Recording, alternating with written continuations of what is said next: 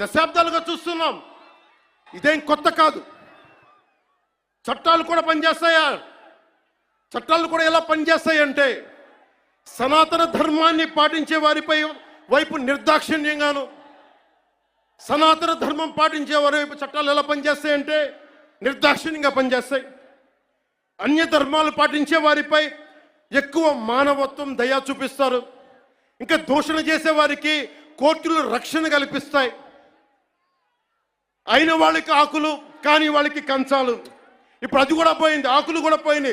చేతుల్లో పెట్టి నాక్కోమంటున్నారు సనాతన ధర్మం ప్రాక్టీస్ చేసేవాళ్ళు. ఇదన్నా సరదాగా చెప్పట్లా. ఈ స్టేట్మెంట్ని సబ్స్టాన్షియేట్ చేయడానికి చిన్న ఉదాహరణ. ఈ మధ్యన ఒక యువ నాయకుడు అన్న మాటలు, సనాతన ధర్మం ఒక వైరస్, దాన్ని అంతం చేస్తాం.